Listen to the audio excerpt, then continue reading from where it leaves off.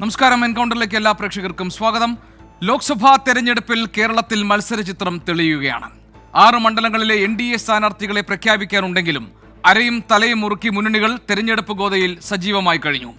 മുഖ്യമന്ത്രിക്കെതിരായ മാസപ്പടി വിവാദം മുതൽ പത്മജിയുടെ BJP പ്രവേശം വരെ പരസ്പരം ആക്രമിക്കാൻ ആയുധമാക്കുകയാണ് നേതാക്കൾ. കളം നിറഞ്ഞ് രാഷ്ട്രീയ ചുവടുറപ്പിച്ച് നേതാക്കൾ പടക്കിറങ്ങുമ്പോൾ കേരളത്തിൽ വോട്ടറുടെ മനസ്സിൽ വേരുറയ്ക്കുന്ന വിഷയങ്ങൾ എന്ത്? എൻകൗണ്ടർ പരിശോധിക്കുന്നു. സ്വാഗതം.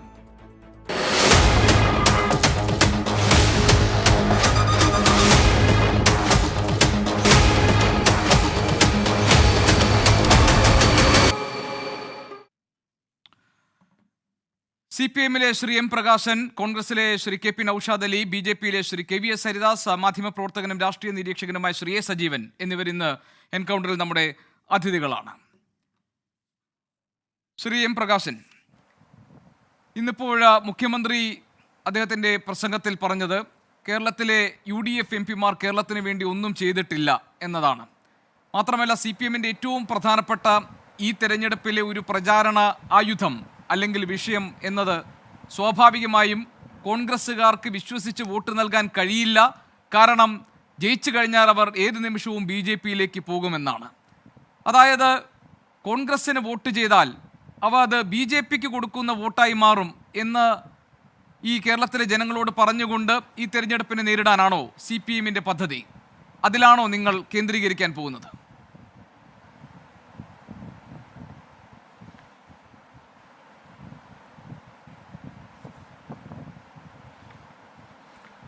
പ്രകാശ് മാസ്റ്റർ, കേൾക്കാമോ? കേരളത്തിലെ പ്രധാനപ്പെട്ട മത്സരം LDF-ഉം UDF-ഉം തമ്മിലാണല്ലോ. എന്താണ് ഹലോ കേൾക്കുന്നില്ലേ?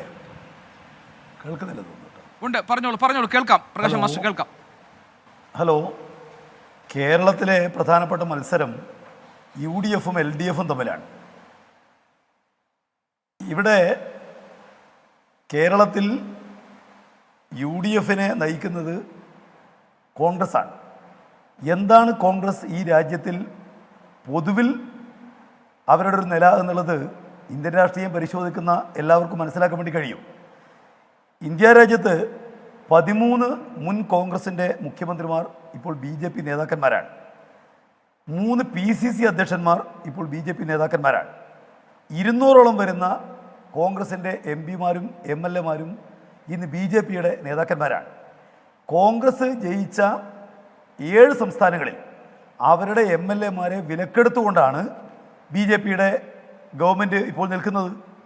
ഇപ്പോൾ നിങ്ങൾക്ക് ആ സംസ്ഥാനങ്ങളെ സംബന്ധിച്ചെല്ലാം കൃത്യമായിട്ട് അറിയാമെന്നുള്ളതുകൊണ്ട് ഞാനതിന് വിശദാംശങ്ങളിലേക്ക് പോകേണ്ട കാര്യമില്ല.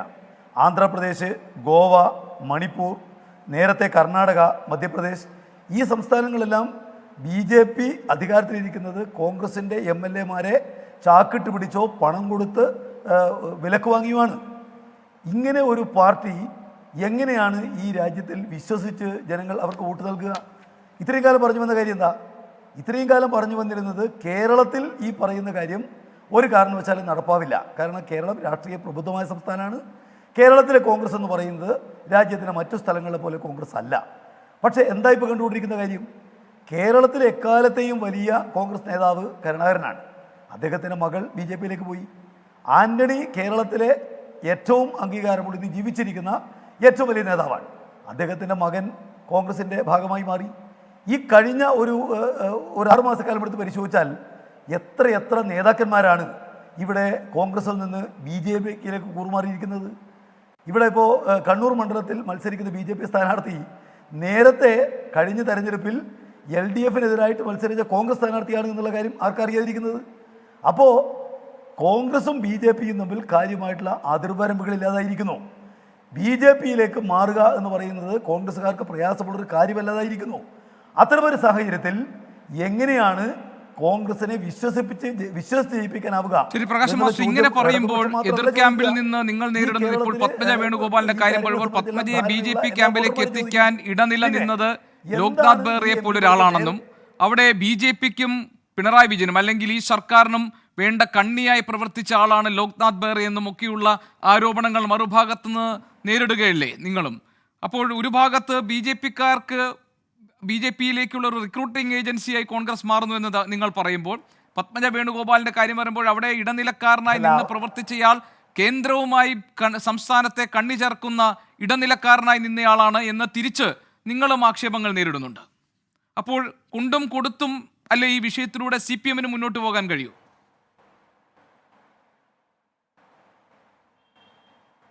അല്ല ഇതുപോലെയുള്ളൊരു നേതാവ് മാറുന്നതിന് എന്തെങ്കിലും ഒരു കാരണം പറയണ്ടേന്ന്. അവർക്ക് നിങ്ങൾക്ക് കാണാൻ വേണ്ടി കഴിയും, കേരളത്തിൽ കോൺഗ്രസ് ഒരു വലിയ മത്സരം ഞങ്ങൾ ജയിക്കാൻ പോകുന്നു എന്നെല്ലാം പറഞ്ഞിങ്ങനെ ഒരു ചാട്ടത്തിന് വേണ്ടിയിട്ട് ഇങ്ങനെ നിൽക്കുകയാണല്ലോ. ആ നിൽക്കുന്ന സമയത്ത് മോങ്ങാനിരുന്ന പട്ടിയുടെ തലയിൽ തേങ്ങാ വീഴുമെന്ന് പറഞ്ഞ പോലെ അവരുടെ ക്യാമ്പിൽ നിന്ന് ഏറ്റവും വലിയൊരു നേതാവ് BJP ക്യാമ്പിലേക്ക് പോവുകയും കോൺഗ്രസിനെതിരായിട്ട് വലിയ നിലക്കുള്ള ആക്ഷേപങ്ങൾ, അവർ വെറുതെ പോവല്ല, അവർ കോൺഗ്രസിനകത്തുള്ള സ്ത്രീകളുടെ നിലയെ സംബന്ധിച്ച്, കോൺഗ്രസ് അവരോട് കാണിച്ച അന്യായം സംബന്ധിച്ച്, കരുണാകരൻ കുടുംബത്തോട് കോൺഗ്രസ് കാണിച്ച നിലപാട് സംബന്ധിച്ചെല്ലാമുള്ള ഒരുപാട് ആക്ഷേപങ്ങൾ ഉന്നയിച്ചുവല്ലോ. അങ്ങനെ ഒരാൾ പോകുമ്പോൾ എന്തെങ്കിലും ഒരു കാര്യം പറയാനൊരു ബാധ്യതയല്ലേ? അവരുടെ അണികളോട് എന്തെങ്കിലും പറഞ്ഞു നിൽക്കണ്ടേ? അതുകൊണ്ട് ലോക്നാഥ് ബെഹ്റ എന്ന് പറഞ്ഞത് CPM-ന്റെ നേതാവ് പറ്റുവാണോ? എന്തെങ്കിലും വസ്തുതയില്ലാത്തൊരു കാര്യങ്ങൾ പറയാന്നല്ലാതെ അവർക്ക് എന്തെങ്കിലും പറയണ്ടേ? അവരുടെ അണികളെങ്കിലും വിശ്വസിപ്പിക്കാൻ എന്തെങ്കിലും പറയണ്ടേ? എന്ന് മാത്രമല്ല, ഇവിടെ ഇപ്പോൾ കേരളത്തിലെ പിന്നെ KPCC അധ്യക്ഷൻ ആരാ? ഞാൻ BJP-യിലേക്ക് പോകുന്നതിന് നിങ്ങളുടെ ആരെയും ഷീട്ട് വേണ്ട എന്ന് പറഞ്ഞ ആളല്ലേ? RSS-ന്റെ ശാഖ നടത്താൻ കാവൽ നിന്നു എന്ന് പറയുന്ന ആളല്ലേ? ഇവിടെ RSS നേതാക്കളെ പ്രകീർത്തിച്ച ആളല്ലേ കേരളത്തിലെ പ്രതിപക്ഷ നേതാവ്? അപ്പോൾ BJP-യും കോൺഗ്രസും ഒരേ നാണയത്തിൻ്റെ രണ്ട് വശം മാത്രമല്ല, ഒരേ നാണയം തന്നെയാണ്. ശരി, ഞാൻ വരാം. KP നൗഷാദ് അലി, അപ്പോൾ ഈ തെരഞ്ഞെടുപ്പിൽ കോൺഗ്രസ് മറുപടി പറയേണ്ടി വരുന്ന ഏറ്റവും പ്രധാനപ്പെട്ട ആക്രമണം നേരിടാൻ പോകുന്ന വിഷയം ഏതാണ് എന്ന് പ്രകാശം മാസ്റ്റർ ഇവിടെ പറഞ്ഞു കഴിഞ്ഞു. അത് ഈ പത്മജ വേണുഗോപാലിന്റെ BJP-യിലേക്കുള്ള കൂടുമാറ്റത്തെ കുറിച്ച് മാത്രമല്ല, അത് ഇനിയിപ്പോൾ കൊല്ലത്തെ UDF സ്ഥാനാർത്ഥി NK പ്രേമചന്ദ്രന്റെ നരേന്ദ്രമോദി പ്രകീർത്തനത്തെക്കുറിച്ചാണെങ്കിലും, അല്ലെങ്കിൽ അദ്ദേഹത്തിൻ്റെ ആതിഥ്യം സ്വീകരിച്ച് പോയത് സംബന്ധിച്ച കാര്യമാണെങ്കിലും, അതല്ലെങ്കിൽ KPCC അധ്യക്ഷൻ K സുധാകരൻ്റെ കാര്യമാണെങ്കിലും, പ്രതിപക്ഷ നേതാവ് VD സതീശൻ്റെ കാര്യമാണെങ്കിലും, BJP-യുമായി അടുത്തു നിൽക്കുന്ന നേതാക്കൾ ആണ് ഈ മുന്നണിയെ നയിക്കുന്നത് എന്ന ഗുരുതരമായ ആരോപണം ഉന്നയിച്ചുകൊണ്ടായിരിക്കും ഈ തെരഞ്ഞെടുപ്പിൽ ഇടതുപക്ഷം വോട്ട് പിടിക്കാൻ പോകുന്നത് ഈ 20 ലോക്സഭാ മണ്ഡലങ്ങളിലും. അതിനെ പ്രതിരോധിച്ച് നീങ്ങുക എന്നത് കോൺഗ്രസിനെ സംബന്ധിച്ച് ഏതെങ്കിലും തരത്തിൽ ബുദ്ധിമുട്ടുണ്ടാക്കുന്ന ഒന്നാണോ? പ്രത്യേകിച്ച് പത്മജ വേണുഗോപാലിന്റെ കൂറുമാറ്റത്തിന് തൃപ്തികരമായ ഒരു രാഷ്ട്രീയ വിശദീകരണം നൽകാൻ കഴിയുമോ? AK ആന്റണിയുടെ മകൻ BJP-യിലേക്ക് പോയി എന്നുള്ള ആക്ഷേപങ്ങൾ വരുന്ന സാഹചര്യത്തിൽ ഇതിനൊക്കെ എങ്ങനെയാണ് UDF ക്യാമ്പ് നേരിടാൻ പോകുന്നത്? BJP-യുമായി സന്ധി ചെയ്ത് നിൽക്കുന്ന ഒരു പാർട്ടി എന്ന ആക്ഷേപത്തെ നിങ്ങൾ എങ്ങനെ നേരിടും?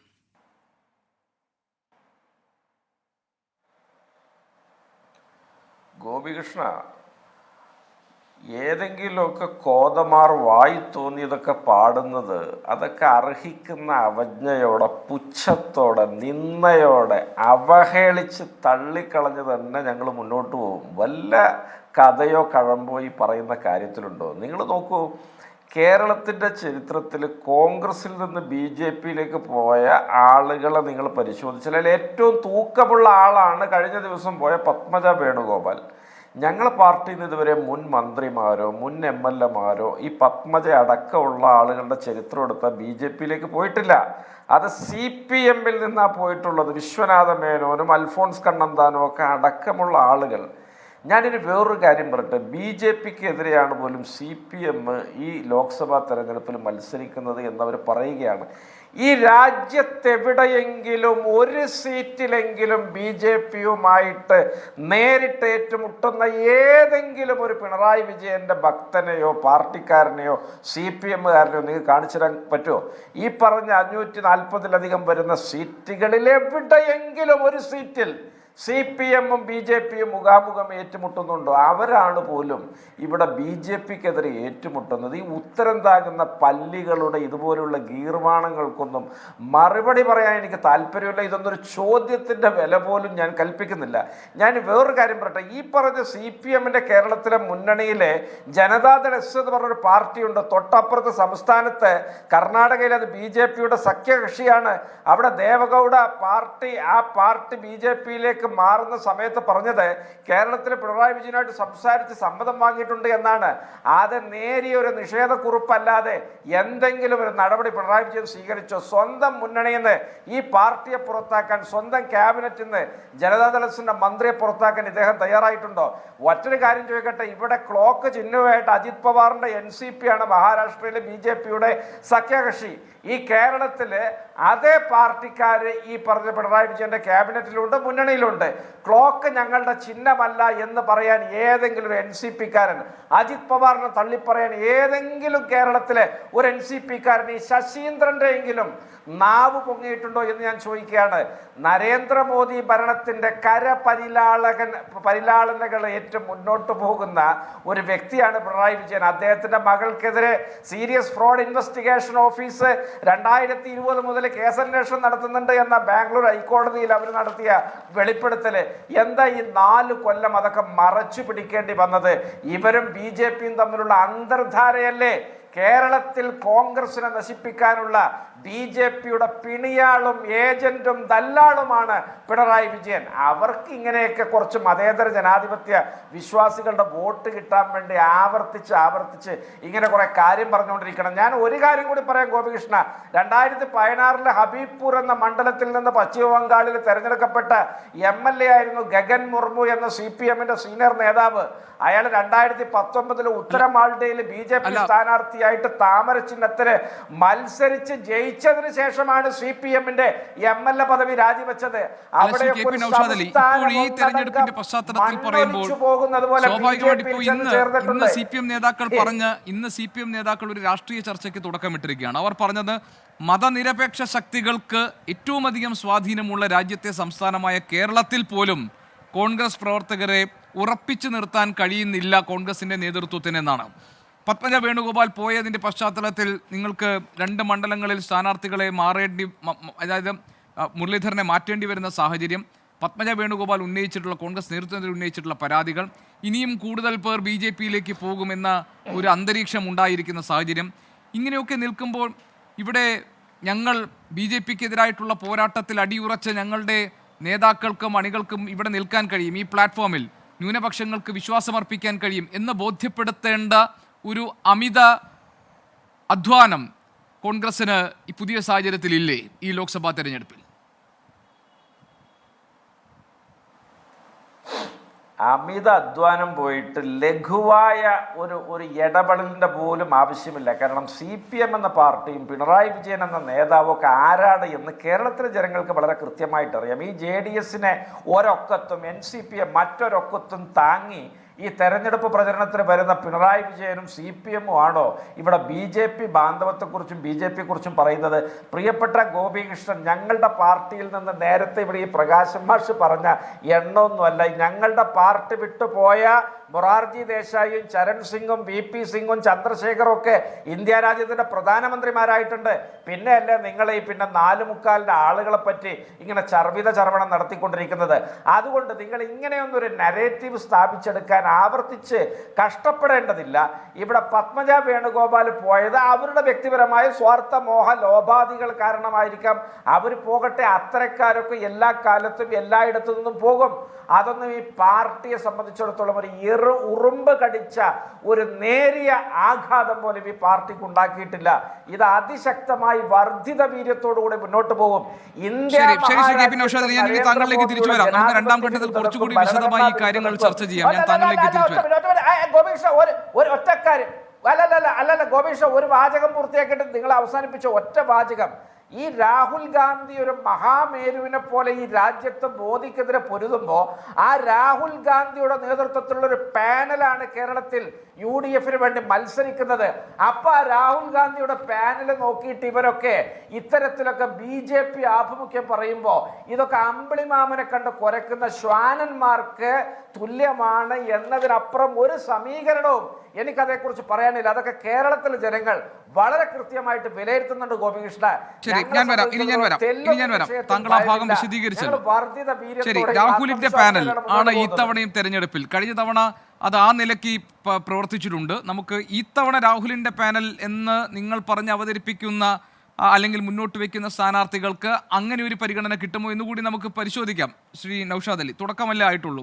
ശ്രീ KVS ഹരിദാസ്, ഏത് തെരഞ്ഞെടുപ്പ് വന്നാലും BJP നേരിടുന്ന പ്രധാനപ്പെട്ട ആക്ഷേപമാണ്, ആരോപണമാണ് ഈ രണ്ട് മുന്നണികളും അങ്ങോട്ടും ഇങ്ങോട്ടും BJP ബന്ധം ആരോപിക്കുക എന്നുള്ളത്. കേരളത്തിൻ്റെ സവിശേഷ സാഹചര്യത്തിൽ അതിന് പ്രത്യേകമായ ഒരു രാഷ്ട്രീയ പ്രാധാന്യമുണ്ട്.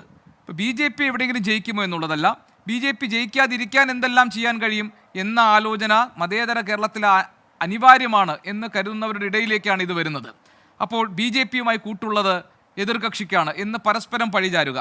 ഇന്നിപ്പോൾ നിങ്ങൾ വളരെ സുപ്രധാനമായ ചില രാഷ്ട്രീയ നീക്കങ്ങളാണ് ഉണ്ടായത് ഈ കഴിഞ്ഞ ദിവസങ്ങളിൽ. പത്മജ വേണുഗോപാലിൻ്റെ BJPയിലേക്കുള്ള കൂറുമാറ്റം, അതിനു മുൻപ് AK ആൻ്റണിയുടെ മകൻ അനിൽ K ആൻ്റണിയെ പത്തനംതിട്ടയിൽ സ്ഥാനാർത്ഥിയാക്കിക്കൊണ്ടുള്ള നീക്കം, പിന്നെ മറ്റ് ഇരു മുന്നണികളും ഇപ്പോൾ സത്യത്തിൽ ആലോചിക്കുന്നത് ഞങ്ങളുടെ കൂട്ടത്തിൽ ഇനി ആരെങ്കിലും BJPയിലേക്ക് പോകുമോ എന്നൊക്കെയുള്ള ആശങ്ക. അപ്പോൾ BJP എല്ലാ കാലത്തും ഇങ്ങനെ സ്വാധീനം ചെലുത്തിയ ആളുകളെ മറുകണ്ഠം ചാടിക്കുന്നു എന്ന ആക്ഷേപം ദേശീയ തലത്തിൽ പലയിടങ്ങളിൽ നേരിടുകയാണ്. കേരളത്തിൽ നിങ്ങൾ ഇത് പയറ്റുകയാണോ? ഇത് നിങ്ങളുടെ ബന്ധം ആരുമായിട്ടാണ് എന്ന് പറഞ്ഞുകൊണ്ടുള്ള ഈ പ്രചാരണത്തിൽ BJP എങ്ങനെ ബാധിക്കുമെന്നാണ് ശ്രീ KVS ഹരിദാസ് താങ്കൾ കരുതുന്നത്?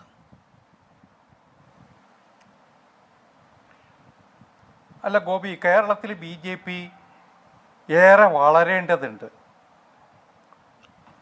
കേരളത്തിലെ നമുക്കറിയാം രാഷ്ട്രീയം, രണ്ട് ശക്തമായ മുന്നണികൾക്കിടയിൽ NDA പ്രായേണ അത്രമാത്രം വളർന്നു വരുന്ന ഒരു രാഷ്ട്രീയ ശക്തിയാണ്. ഞങ്ങളുടെ അടിത്തറ വികസിപ്പിക്കേണ്ടതുണ്ട്, ഞങ്ങളിലേക്ക് കൂടുതൽ ആളുകൾ വരേണ്ടതുണ്ട് എന്ന ബോധ്യം ഞങ്ങൾക്കുണ്ട്. അതുകൊണ്ട് തന്നെയാണ് വലിയ ജനപിന്തുണയില്ലെങ്കിലും അനവധി കക്ഷികളെ കൂടെ നിർത്താനുള്ള ശ്രമം ഞങ്ങൾ നിശ്ചയിച്ചത് അല്ലെങ്കിൽ എടുത്തത്.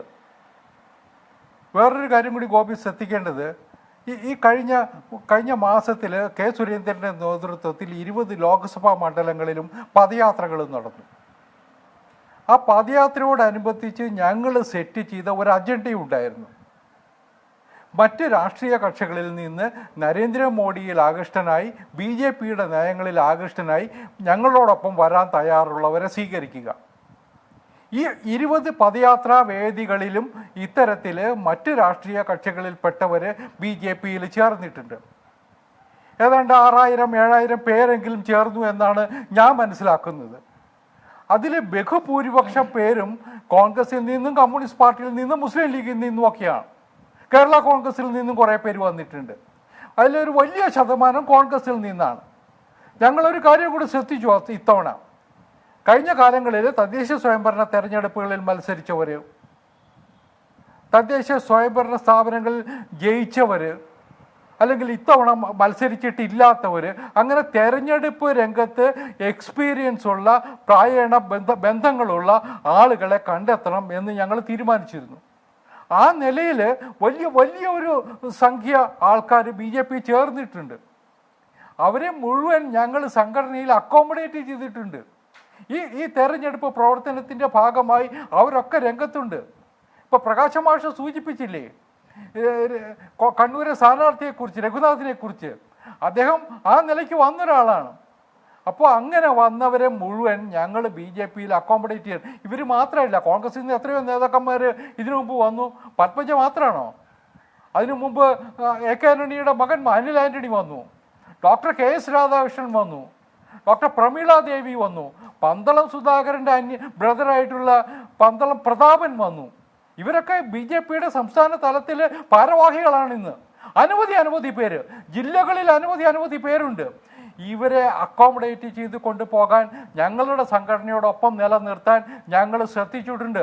അത് കോൺഗ്രസിൽ നിന്ന് മാത്രമല്ല, കമ്മ്യൂണിസ്റ്റ് പാർട്ടിയിൽ നിന്ന് വന്നിട്ടുണ്ട്. ഇപ്പോൾ പ്രകാശ് മാഷ് പറയുന്നത് കമ്മ്യൂണിസ്റ്റുകാരും വന്നിട്ടില്ല എന്നാണ്. അനവധി പേര് കമ്മ്യൂണിസ്റ്റ് പാർട്ടികളിൽ നിന്ന് വന്നിട്ടുണ്ട്. കേരളത്തിൽ മാത്രമല്ല, ബംഗാളിലും ത്രിപുരയിലും ഒക്കെ ലിസ്റ്റ് എടുത്താൽ ആയിരക്കണക്കിന് പേരുണ്ട്. അതുകൊണ്ട് ഞങ്ങളുടെ വാതിലുകൾ തുറന്നിട്ടിരിക്കുക. ഇന്ത്യയിൽ ഒരു വലിയ രാഷ്ട്രീയ മാറ്റം സംഭവിച്ചുകൊണ്ടിരിക്കുക.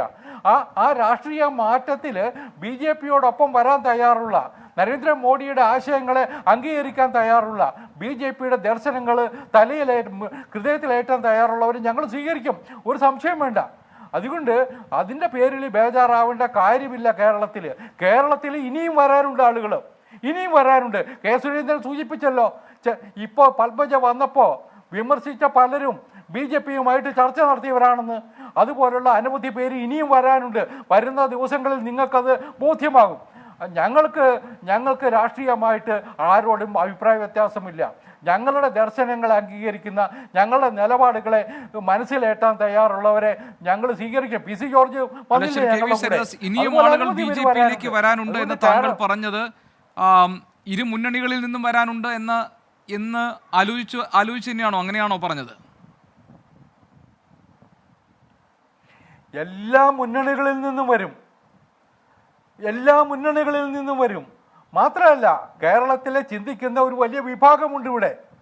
നരേന്ദ്രമോദി ഗവൺമെന്റ് കഴിഞ്ഞ 10 വർഷം ഞാൻ അതിലേക്ക് വരാം. അതായത് ഈ മുന്നണികളിൽ നിന്ന് പ്രധാനപ്പെട്ട ആളുകൾ BJP-യിലേക്ക് വരുമെന്ന് ഉറപ്പ് BJP നേതൃത്വത്തിന് കിട്ടിയിട്ടുണ്ട് അല്ലേ ശ്രീ KVS ഹരിദാസ്?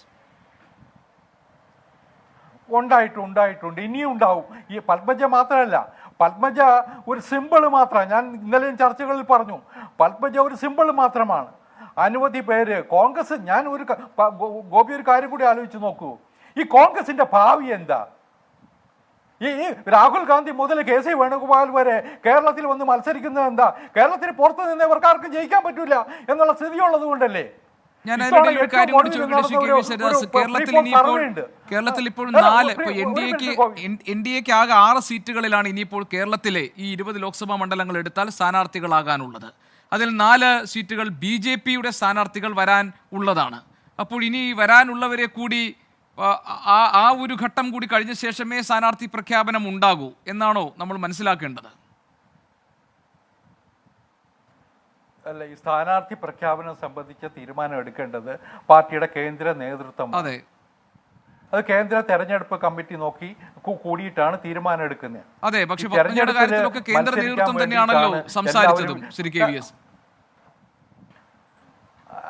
അല്ല ഗോപി, BJP-യിലേക്ക് വരുന്നവരെ മുഴുവൻ സ്ഥാനാർത്ഥിയാക്കും എന്നൊന്നും ഉദ്ദേശിക്കണമെന്നില്ല. ഞങ്ങൾ ആരും ഉദ്ദേശിക്കുന്നില്ല, അവരും പ്രതീക്ഷിക്കുന്നില്ല. എന്തെങ്കിലും ഓഫറുകൾ കൊടുത്തിട്ടല്ല ഇവരാരും BJP-യിൽ വരുന്നത്. സ്വമേധയാ ഒരു നിർദ്ദേശവും ഇല്ലാതെ, ഒരു ആവശ്യവും ഇല്ലാതെയാണ് എല്ലാവരും BJP-യിലേക്ക് വരുന്നത്. അവരോട് പാർട്ടി ആവശ്യപ്പെടും മത്സരിക്കണോ വേണ്ടയോ എന്ന്. അത് പാർട്ടിയുടെ കേന്ദ്ര നേതൃത്വവും സംസ്ഥാന നേതൃത്വവും ആലോചിച്ച് തീരുമാനിക്കും. അതല്ലാതെ വരാൻ പോകുന്നവർ മുഴുവൻ അവർക്ക് വേണ്ടിയിട്ടാണ് സീറ്റുകൾ മാറ്റിവെച്ചത് എന്നൊന്നും വിചാരിക്കണ്ട. പക്ഷേ പറ്റുന്ന ആൾക്കാരെ കിട്ടിയാൽ ആരും സംശയം വേണ്ട, ഞങ്ങൾ മത്സരിപ്പിക്കും. അതിൽ സംശയം എന്താ ഉള്ളത്? അതിനകത്ത് കേരളത്തിൽ ഞങ്ങൾക്ക് ഇത്തരത്തിലുള്ള ആൾക്കാരുടെ സാന്നിധ്യം ഞങ്ങളുടെ പ്രസ്ഥാനത്തിൽ ആവശ്യമാണ് എന്ന് ഞങ്ങൾ വിലയിരുത്തിയിട്ടുണ്ട്. അതുകൊണ്ട് ഇത്തരം ആൾക്കാരെ ഞങ്ങൾ അക്കോമഡേറ്റ് ചെയ്യാൻ തയ്യാറാണ്. അതൊരു വലിയ മെസ്സേജാണ് കേരളത്തിന് കൊടുക്കുന്നത്. കാരണം ഇന്ത്യയുടെ ഭാവി നിർണ്ണയിക്കാൻ പോകുന്നത് BJP തന്നെയാണ് എന്ന കാര്യത്തിൽ തർക്കമില്ല. ഈ കോൺഗ്രസ് ഈ ലോക്സഭാ തെരഞ്ഞെടുപ്പ് കഴിയുന്നതോടുകൂടി എന്താകുമെന്നും വിലയിരുത്താൻ അല്ലെങ്കിൽ അത് മനസ്സിലാക്കാൻ പാടൂർ പടിപ്പരെ പോകേണ്ട കാര്യവുമില്ല. അതുകൊണ്ട് ഞങ്ങൾ മനസ്സിലാക്കുന്നത് കോൺഗ്രസ്സിലുള്ള ആൾക്കാർക്ക് ഇന്നൊരു വലിയ രാഷ്ട്രീയ അനിശ്ചിതത്വമുണ്ട്. അത് ഉത്തരേന്ത്യയിൽ എല്ലാ സംസ്ഥാനങ്ങളിലും പ്രകടമാണ്, കേരളത്തിലും അത് വ്യക്തമാണ്. പല നേതാക്കന്മാരും സഖി കെട്ടിട്ട് മിണ്ടാതിരിക്കുന്നു എന്നേ ഉള്ളൂ. ഞാൻ താങ്കളിലേക്ക് തിരിച്ചുതരാം. ഒരു മിനിറ്റ് ഞാൻ വരാം. ശ്രീ A. സജീവൻ, അതായത് ഇവിടെ ഇപ്പോൾ ശ്രീ KVS ഹരിദാസ് കാര്യങ്ങൾ വിശദീകരിക്കുന്നതിനിടയിൽ അദ്ദേഹം പറഞ്ഞ ഒരു പ്രധാനപ്പെട്ട ഭാഗമായി എനിക്ക് തോന്നിയത് കോൺഗ്രസിൻ്റെ ഭാവി എന്താകും എന്ന് ഈ തെരഞ്ഞെടുപ്പ് കഴിയുമ്പോൾ അറിയാം എന്നതാണ്. രാജ്യത്തെ ഏറ്റവും പ്രായമുള്ള, ഏറ്റവും പഴക്കം ചെന്ന്, ഏറ്റവും അധികം പാരമ്പര്യമുള്ള രാഷ്ട്രീയ പ്രസ്ഥാനമാണ് ഇന്ത്യൻ നാഷണൽ കോൺഗ്രസ്. ദേശീയ തലത്തിൽ BJP-യെ നേരിടാൻ വേണ്ടി ഇന്ത്യ സഖ്യം രൂപീകരിക്കപ്പെടുമ്പോൾ അതിൻ്റെ മുൻപന്തിയിൽ നിന്നുകൊണ്ട് അതിനെ നയിക്കുന്നത് കോൺഗ്രസ് പാർട്ടിയാണ്. അപ്പോൾ ഇവിടെ കേരളത്തിൽ നമ്മൾ സാധാരണ നിലയിൽ കേരളത്തിൻ്റെ ഒരു രാഷ്ട്രീയ ചരിത്രം പരിശോധിക്കുമ്പോൾ ഇവിടെ ഒരു നിതീഷ് കുമാർ ഉണ്ടാകില്ല. കാരണം ഒരൊറ്റ രാത്രി കൊണ്ട് മറ്റൊരു മുന്നണിയിലേക്ക് എടുത്തു ചാടുന്ന രാഷ്ട്രീയ നേതാക്കളുടെ പാരമ്പര്യം, ചരിത്രം കേരളത്തിനില്ല. കേരളത്തിൽ ഒരു പാർട്ടിയിൽ വിശ്വസിക്കുകയും ആ പാർട്ടിയിൽ നിൽക്കുകയും ആ പാർട്ടിയുടെ കയറ്റിറക്കങ്ങളിലൊക്കെ അതിനൊപ്പം നിന്നുകൊണ്ട് പ്രവർത്തിക്കുകയും ചെയ്ത ചരിത്രവും പാരമ്പര്യവുമാണ് നമുക്കുള്ളത്. പക്ഷേ ആ ഒരു സ്വഭാവം കേരളത്തിൽ മാറി വരികയാണോ? പത്മജയുടെ കാര്യം മാത്രമല്ല, ശ്രീ KVS പറയുന്നത് ഇനിയും ആളുകളേറെ വരാനുണ്ട് BJP-യിലേക്ക്. ദേശീയ തലത്തിൽ തന്നെ ആ സാഹചര്യം മുഴുവൻ മാറിക്കൊണ്ടിരിക്കുകയാണെന്നാണ്. അപ്പോൾ കോൺഗ്രസിനെ ഇല്ലാതാക്കാൻ, ഒരു കോൺഗ്രസ് മുക്ത ഭാരതത്തിലേക്ക് കൊണ്ടുചെന്നെത്തിക്കാൻ BJP നടത്തുന്ന നീക്കങ്ങൾക്ക് CPM കൊട പിടിച്ചു കൊടുക്കുന്നു എന്ന ആക്ഷേപം ഒരു ഭാഗത്ത് ഉയരുകയാണ്. മറുഭാഗത്താകട്ടെ കോൺഗ്രസിനെ വിശ്വസിക്കാൻ കഴിയില്ല, ഇന്ന് വോട്ട് ചെയ്യുന്ന കോൺഗ്രസ്സുകാർ നാളെ BJP-യിലേക്ക് പോകുമെന്ന് NK പ്രേമചന്ദ്രനെ പോലും ചൂണ്ടി ഇടതുപക്ഷം ആരോപണം ഉന്നയിക്കുന്നു. ഈ BJP ബന്ധം എന്നത് ഈ തെരഞ്ഞെടുപ്പിൽ എങ്ങനെയാണ് പ്രവർത്തിക്കാൻ പോകുന്നത്? ഗോപീഷൻ, കോൺഗ്രസ് മുക്ത ഭാരതം എന്നത് അത്ര എളുപ്പമൊന്നുമല്ല. കാരണം കോൺഗ്രസിനെ പൂർണ്ണമായിട്ടും ഇല്ലാതാക്കിക്കൊണ്ട് BJP-ക്ക് ഇവിടെ എക്കാലവും അധികാരത്തിൽ തുടരാം. അധികാരത്തിൽ തുടരുമ്പോൾ തന്നെ പ്രതിപക്ഷത്ത് പോലും കോൺഗ്രസ് കാണാത്തൊരവസ്ഥ ഉണ്ടാക്കിയെടുക്കാമെന്ന് പറയുന്ന കോൺഗ്രസ് മുക്ത ഭാരതം അത് എളുപ്പമല്ല. പക്ഷേ ഒരു കാര്യമുള്ളത്, ഇപ്പോൾ ഇവിടുത്തെ ഈ ചർച്ചയിൽ തന്നെ പ്രകാശം മാഷും നൗഷാദിലൊക്കെ പറഞ്ഞതുപോലെ ഉൾപ്പെടുത്തിക്കൊണ്ട് പറയുകയാണ്, ഇത് ഒക്കച്ചങ്ങാതി എന്ന് പറയുന്ന രീതിയിൽ അന്യോന്യം നടത്തുന്ന ആരോപണം BJP-യും UDF അല്ലെങ്കിൽ BJP-യും കോൺഗ്രസും തമ്മിലുള്ള ധാരണ, അല്ലെങ്കിൽ BJP-യും CPM-ഉം തമ്മിലുള്ള ധാരണ എന്ന രീതിയിൽ ഇപ്പോൾ UDF-ൻ്റെ ഭാഗത്തുനിന്ന് LDF-ൻ്റെ ഭാഗത്തുനിന്ന് അങ്ങോട്ടും ഇങ്ങോട്ടും ആരോപണം ഉന്നയിക്കുന്നത് സത്യത്തിൽ അതുകൊണ്ട് സംഭവിക്കുന്ന കാര്യമെന്ന് പറയുന്നത് BJP സെറ്റ് ചെയ്തിട്ടുള്ള അജണ്ട അത് കുറേ കൂടി ത്വരിതപ്പെടുത്താൻ ഈ രണ്ട് വിഭാഗങ്ങളും, ഈ രണ്ട് മുന്നണികളും, പ്രത്യേകിച്ച് കോൺഗ്രസും CPM-ഉം ഒക്കെ സഹായം നൽകുന്നു എന്നുള്ളതാണ്. നമുക്കെല്ലാവർക്കും അറിയാം BJP-യും LDF-ഉം തമ്മിൽ, അല്ലെങ്കിൽ BJP-യും CPM-ഉം തമ്മിൽ പരസ്യമായിട്ടുള്ള ഒരു ധാരണയുണ്ടെന്ന് പറയുന്നത് ശരിയായിട്ടുള്ള ഇതല്ല. അതോടൊപ്പം തന്നെ കോൺഗ്രസും BJP-യും തമ്മിൽ ഒരു വലിയ ധാരണയുണ്ടെന്ന് പറയുന്നു നമുക്ക് വിശ്വസിക്കാൻ പറ്റുന്നതല്ല. പക്ഷേ ഈ ആരോപണം, അതായത് നിങ്ങളൊക്കെ ചങ്ങാതിമാരാണെന്ന് പറയുന്ന രീതിയിൽ എത്രയോ കാലമായിട്ട് ഈ ചർച്ചയിൽ പോലും നടന്നു വരുന്നതാണ്. ഇത് ഉണ്ടാക്കുന്നൊരു പ്രശ്നമുണ്ട്. ഇതിനിടയിലാണ് ഇപ്പോൾ വളരെ കൃത്യമായിട്ട് KVS ഒക്കെ പറയുന്നത് അതൊരു അജണ്ടയുടെ ഭാഗമാണ്. ഒരാളല്ല, പത്മജ മാത്രമല്ല, പത്മജ ഒരു പ്രതീകം മാത്രമാണ്. ഇനിയും കുറേ പേര്, അനിൽ ആൻ്റണി ഒരു പ്രതീകമാണ്, അല്ലെങ്കിൽ ഇതേപോലെ ഓരോ ആളുകളും പ്രതീകം മാത്രമാണ്. ഇനിയും കുറേ പേർ വരാനുണ്ട്, കുറേ പേർ ചർച്ച, അതൊരു പശ്ചാത്തലം സൃഷ്ടിക്കലാണ്. ഈ പശ്ചാത്തലം സൃഷ്ടിക്കലൊക്കെ രാഷ്ട്രീയ തന്ത്രത്തിൻ്റെ ഭാഗമാണ്. അവിടെ വീഴാതിരിക്കുക എന്ന് പറയുന്നതാണ് കോൺഗ്രസിനെ സംബന്ധിച്ച്, UDF-നെ സംബന്ധിച്ച്, അതേപോലെ CPM-നെ സംബന്ധിച്ച്, LDF-നെ സംബന്ധിച്ച് അവർ ചെയ്യേണ്ടത്. പക്ഷേ ഒറ്റ മിനിറ്റ്, ഒരു കാര്യത്തിൽ ഞാനൊന്ന് ഇടപെട്ടോട്ടെ. അതായത് താങ്കൾ പറഞ്ഞത് ഇതൊക്കെ BJP-യുടെ ഒരു പശ്ചാത്തലം സൃഷ്ടിക്കലാണ്, ഒരു ബിൽഡപ്പ് ഉണ്ടാക്കുകയാണെന്ന് താങ്കൾ പറഞ്ഞു. ശരി, ആ ഭാഗം അങ്ങനെ അംഗീകരിക്കുകയാണെങ്കിൽ മറുഭാഗത്ത് CPM-ന്റെ പ്രധാനപ്പെട്ട പ്രചാരണം തന്നെ കേരളത്തിലെ പോലെ മതനിരപേക്ഷ ശക്തികൾക്ക് സ്വാധീനമുള്ള ഇടത്ത് പോലും കോൺഗ്രസിൽ നിന്ന് ആളുകൾ BJP-യിലേക്ക് പോകുന്നു. അങ്ങനെയാണെങ്കിൽ ഈ കോൺഗ്രസിനെ എങ്ങനെ നിങ്ങൾ വിശ്വസിച്ച് വോട്ട് ചെയ്യും ഈ തെരഞ്ഞെടുപ്പിൽ എന്നതാണ്. അത് വോട്ടർമാർ എത്രത്തോളം ഗൗരവത്തിൽ സ്വീകരിക്കും? തീർച്ചയായിട്ടും അതാണ് ഞാൻ പറയുന്നത്. BJP സെറ്റ് ചെയ്തിട്ടുള്ള ഈ അജണ്ടയുണ്ടല്ലോ, അത് ഈ രണ്ട് പക്ഷവും പിടിക്കുമ്പോൾ കോൺഗ്രസിനെതിരെ CPM-ഉം CPM-നെതിരെ കോൺഗ്രസും ഇത്തരത്തിൽ ആരോപണങ്ങൾ തെരഞ്ഞെടുപ്പ് രംഗത്ത് വരുമ്പോൾ തീർച്ചയായിട്ടും ഒരു വോട്ടർമാർക്കിടയിൽ ഒരു സംശയം സൃഷ്ടിക്കപ്പെടുന്നൊരവസ്ഥയുണ്ട്. നമ്മൾ കാണേണ്ടത് വെറും 4%, അതുപോലും ഇല്ലാത്ത പല മണ്ഡലങ്ങളുണ്ടായിരുന്നു. അവിടെ മുതൽ 9% വരെയൊക്കെയായിരുന്നു കുറേ കാലമായിട്ട് BJP-യുടെ എവിടെയുള്ള വോട്ട് ഷെയർ എന്ന് പറയുന്നത്. അത് ഇപ്പം മാറിയിട്ട് പലയിടത്തും കഴിഞ്ഞ 2019 ലോക്സഭാ തെരഞ്ഞെടുപ്പിൽ തന്നെ 2ാം സ്ഥാനത്തെത്തിയ എത്ര മണ്ഡലങ്ങളുണ്ട്. ഇപ്പോഴവർ നേരത്തെ A+ എന്ന് പറഞ്ഞ മണ്ഡലങ്ങളെ എന്ന് പറഞ്ഞ മണ്ഡലത്തിനെ ഇപ്പോൾ A+ ആയിട്ട് അവർ വെച്ചിരിക്കുകയാണ്. അപ്പോൾ ഇതൊക്കെ ഈ സാധ്യതകളെയൊക്കെ ത്വരിതപ്പെടുത്തുന്ന രൂപത്തിലേക്കാണ് ഈ ആരോപണം. ഇപ്പോൾ ഇവിടെ പ്രത്യാരോപണം നടക്കുന്നത് LDF-ഉം UDF-ഉം തമ്മിലാണ്. അതല്ല BJP സത്യത്തിൽ ഇതെല്ലാം ഈ ചെളിവാരി എറിയലിൻ്റെ കാഴ്ചക്കാരായിട്ട് അതിൻ്റെ നേട്ടം കൊയ്യാനായിട്ട് നിൽക്കുകയാണ് BJP. ഇത് LDF-ഉം UDF-ഉം മനസ്സിലാക്കണം. അവർക്ക് അവരുടേതായിട്ടുള്ള അജണ്ടകൾ, അവരുടെ പ്രകടന പത്രിക വയ്ക്കാം, അവർക്ക് മറ്റു കാര്യങ്ങൾ വയ്ക്കാം, BJP വിരുദ്ധത പരമാവധി മുന്നോട്ടേക്ക് വയ്ക്കാം, ഇത്തരം കാര്യങ്ങളൊക്കെ വെക്കുകയാണ്. ഇപ്പോൾ ഇവിടെ ചർച്ചയിൽ തന്നെ വന്നില്ലേ, പത്മജ പോയി, അതിന് മുമ്പ് അനിൽ ആൻ്റണി പോയി എന്നൊക്കെ പറഞ്ഞിട്ട് പ്രകാശ് മാഷ് കുറേ ആളുകളുടെ പേര് പറഞ്ഞു. അപ്പോഴാണ് നൗഷാദ് അലി വേറെ കുറേ പേര് പറയുന്നത്.